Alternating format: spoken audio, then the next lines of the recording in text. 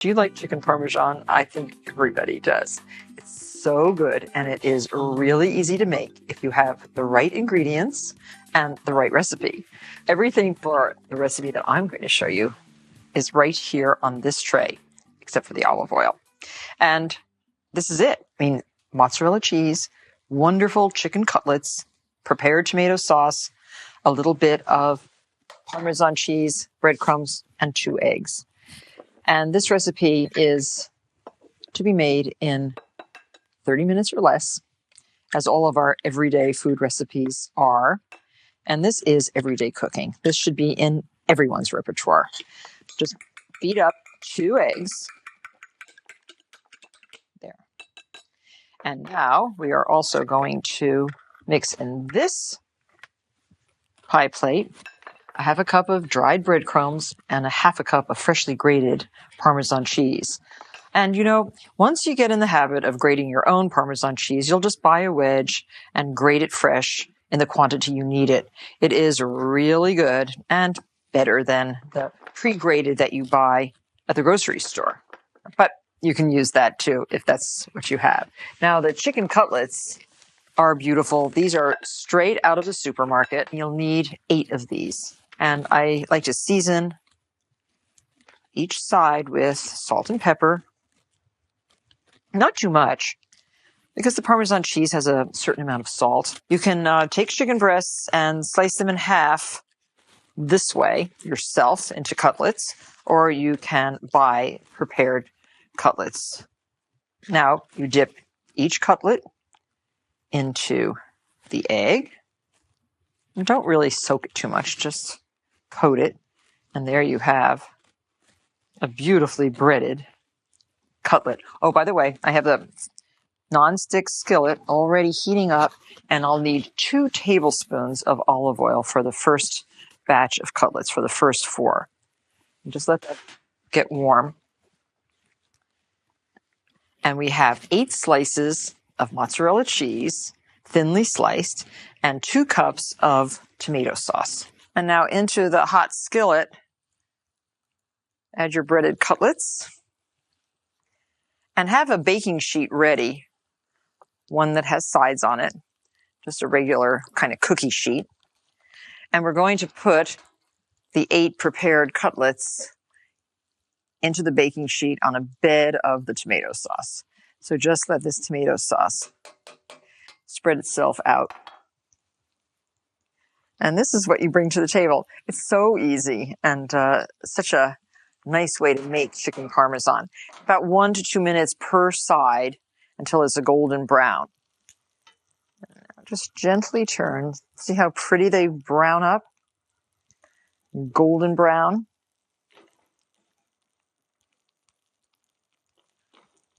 I'll let those finish. And I have some that are already cooked. And notice I've drained them on paper toweling so that there's less olive oil.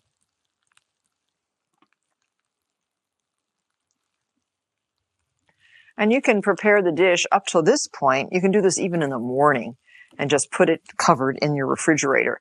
And then when you come home, preheat your oven.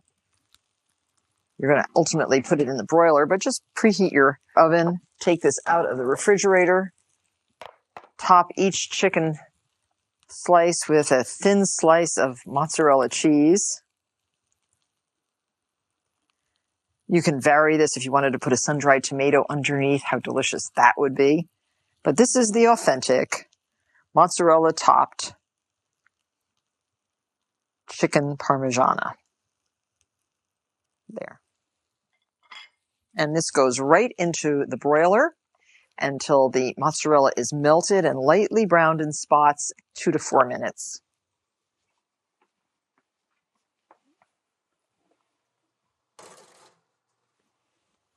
And we have one that's already done right here. And look how good this looks. Cheese is melted. It's golden brown. Now, how many pieces do you want? 1, 2, 3. Serve this with just a simple pasta or just a green salad if you are on a diet. Well, today I promised that I would eat only a little tiny bite of everything I made. One of the occupational hazards of doing a show like this is we eat too much. But this chicken parmesan from Everyday Food is so good, I may eat the entire plate. If you've ever had chicken marsala at an Italian restaurant, you know how just delicious it is. But have you ever thought to make it at home? It's really very easy and a great way to turn ordinary chicken breasts into something special in under 20 minutes. I call it a quick cook. The first thing you have to do is butterfly the chicken breasts. Get skinless, boneless breasts. They should be about 5 ounces each. And then with a very sharp knife, just butterfly them, cutting through the flesh and flattening the breast out. What you're doing is really making the chicken breast all one thickness. Now, these are very pristine chicken breasts, beautifully skinned, beautifully boned. And by flattening them like this, they will cook quickly and they will look almost like a chicken scallopini. They're very tasty. So here we have it. Now, in this pan, we have some flour, regular, ordinary flour, and 2 teaspoons of coarse salt. Mix that in, and some freshly ground pepper, about 1/2 teaspoon. And we're going to lightly bread the breasts. No egg. And what we're trying to do is just lightly cook these chicken breasts. So you see, very light. Perfect. We'll do all 4. This is a meal for 4. And you want to cook the chicken about 2 minutes on each side. And in the pan, I think I've put about, 2 to 3 tablespoons of extra virgin olive oil. So while that's cooking, we have to slice the mushrooms because mushrooms are an integral part of chicken marsala. Trim off the stem end. We're going to cook these in the same pan that the chicken breasts are cooking in. So we're just going to slice them like this. So now I'm done with the mushrooms, and the chicken we must test. You can just pick it up with a pair of tongs and turn it over. Right now, it looks like chicken scallopini. It's not very colored. You can make it darker than that if you like. We'll raise the heat a little bit and get the other side a little bit darker. Gorgeous. See how nice? So it's taking virtually minutes so far. So lower the heat.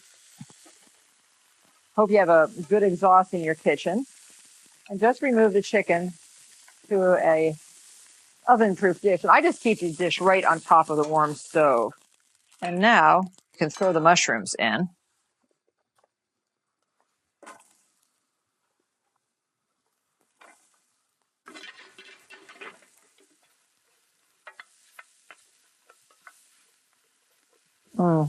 Now add 2 tablespoons of butter.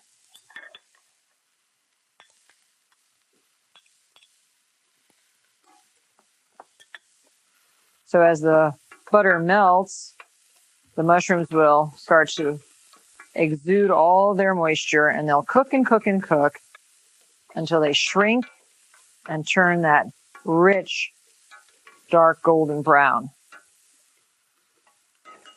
like these. And this took about 5 to 7 minutes. So now comes the Marsala. 2 cups of sweet Marsala wine. If you like, you could use 1 cup, but we're going to evaporate this. We're just being generous with our wine.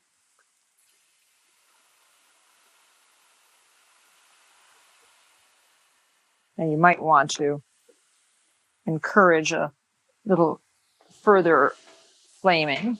It's not a very alcoholic beverage. It's not like cognac, so you won't get a huge explosion. Now scrape any of the brown bits from the bottom of the pan. Oh, there, we have a nice flame going. Lovely. And we're reducing the wine also at the same time as we boil it. Oh, there, we're getting some pyrotechnics. Beautiful.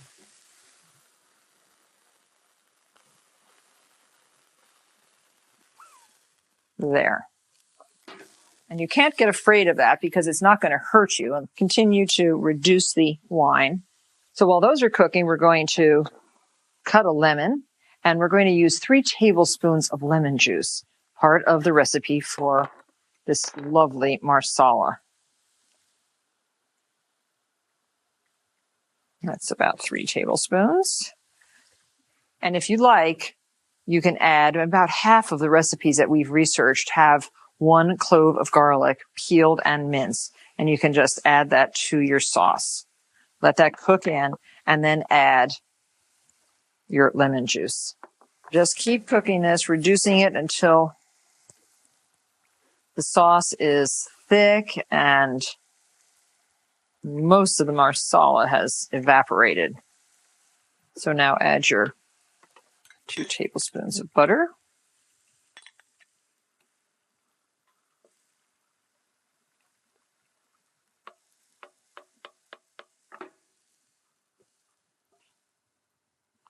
Pour this over your, how about just plain buttered fettuccine? What a great accompaniment. Now that's worth making. Sprinkle on your parsley.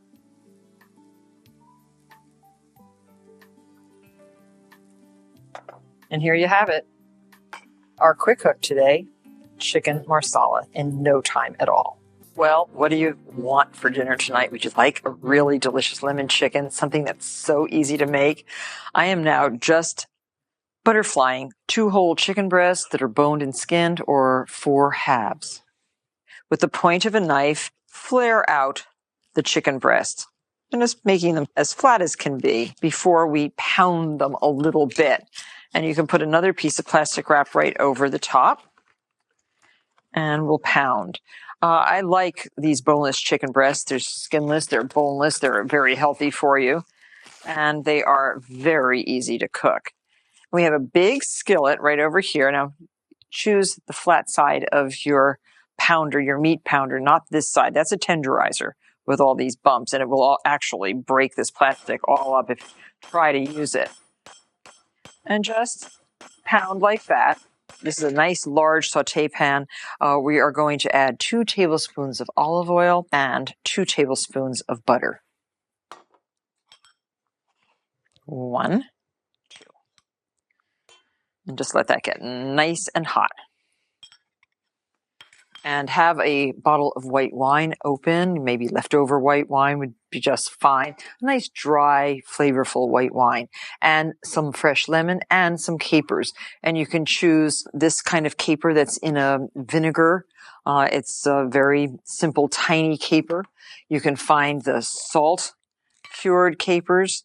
These are larger, very flavorful. And I think I'm going to use these, and I'm just going to rinse them. Rinse off all that salt if you're going to use this kind of caper. I think that's enough for this particular dish. Let them sit in water and just soak off all that salt. You could also get the giant capers that are also in a brine. The same kind that are in salt come in a brine. These are okay too, but I prefer the ones that are preserved in salt. Okay, this is starting to get hot. You can raise the heat a little bit. Nice and bubbly. Salt and pepper in our 1/4 cup of flour, and now dredge. Just lightly. You don't want to really make a crust on this chicken. The whole idea is to make it healthy, make it light, make it filling. And if you're going to be making a dinner like this, make sure that you have a really great salad, some broccoli rabe, string beans, and before the butter browns, which it is just starting to do, gently lay in your chicken breasts. Now these take very, very short time to cook. Just about 2 minutes on one side and 2 minutes on the other. Adjust your heat so nothing burns.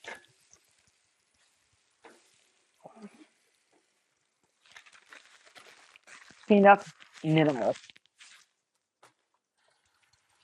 And you'll need the juice of a lemon. This is a great squeezer. If you don't have one of these, you should find one. Soften your lemon by rolling it. Cut it in half.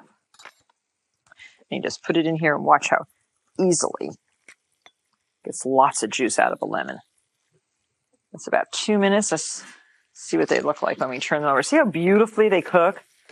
And because they're all of a thickness, they are cooking very evenly. And I have a platter warming right here on the stove. Because you love this new platter. Oh, it's from MarthaStewart.com. It's a beautiful, beautiful set of dishes. It's a red clay underneath and coated with the most beautiful color of blue.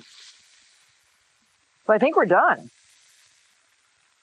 You can just put this right on your platter. And now you can pour off any excess butter. I'm not pouring it down the sink. I'm pouring it into a Pyrex cup. And a half a cup of white wine. 2 tablespoons more butter. The lemon juice. And the capers. Raise the heat.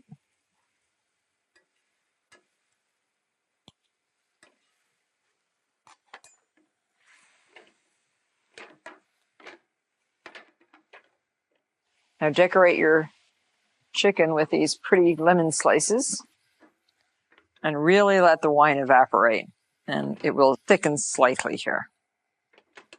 So in about 2 minutes, you've reduced the liquid nicely, and we're just going to pour this over, and the capers are just starting to open up. Look how beautiful this looks. Think your family's going to like it? I do. Our lemon chicken cutlets are so fast and so easy, you could make them, well, why not tonight?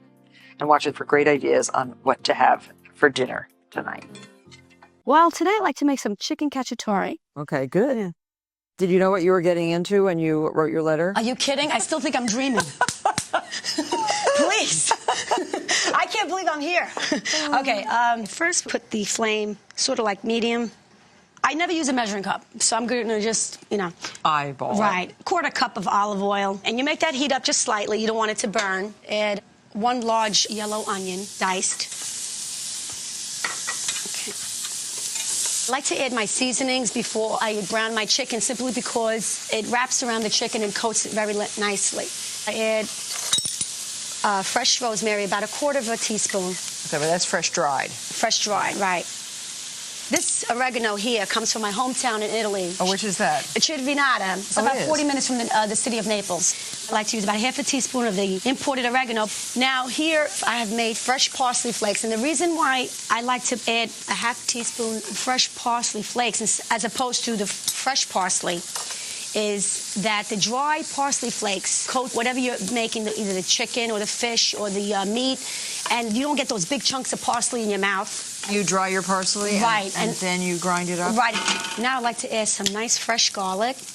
I usually use about 3 cloves. And you use a garlic press? The garlic press, right. I like it because instead of dicing it up, I feel like it really comes out with full flavor because you're breaking the garlic really nice. Okay, now we want to add a little bit of salt. I would say about 1/4 teaspoon. And I like a little fresh red pepper, just to give it that little zest, and not too hot where your lips will be burning, but just enough to give it that little pizzazz. So now you're ready for your chicken? Yes, you're definitely ready for the chicken right now.